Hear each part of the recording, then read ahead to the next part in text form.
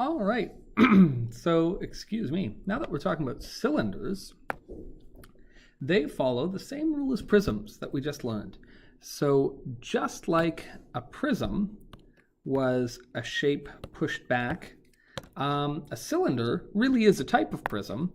It's just that the shape we're pushing back is a really specific one. It is a circle.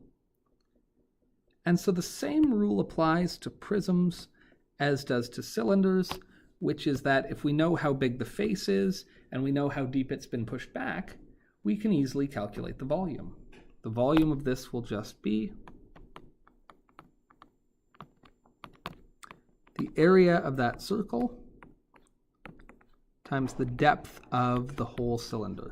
And so if we look there, that is what we can apply moving back.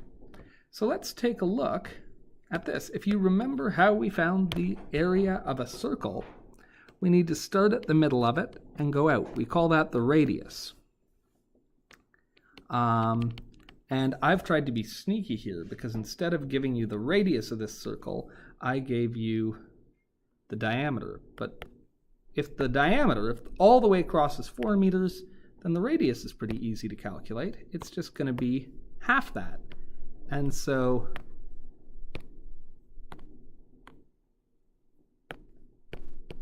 we can almost hide that. And we can say the radius of this is 2 meters.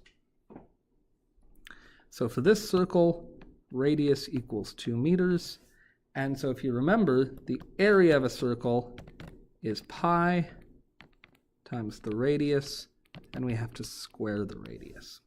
So we're going to have to use that when we figure out how big this is.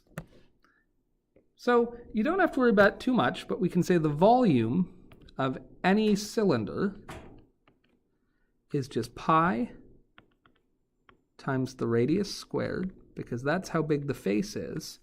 And then we have to times it by the depth to know how deep back it goes. So pi times the radius squared tells us how big the face is. Depth tells us how far back it goes. And so to get the volume of our cylinder, we can put in just the symbol pi into your calculator, or I can actually use the number 3.14, which to 2 decimals is a good approximation of pi. Then we need to know the radius, which in this case is 2, and we can't forget to square it, because that is how we would find how big the face of this is.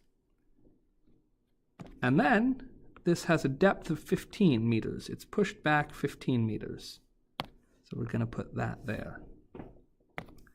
And once we've done that, if you can do that in your head, if you know your 3.14 times table really well, I'll be very impressed. I don't know my 3.14 times table, so I'm going to have to use calculator.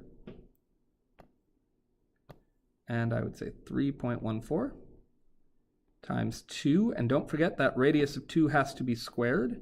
So we're going to square it. And then times 15. And the number we get is 188.4. 188.4. And then let's go look. Each measurement we were given was in meters.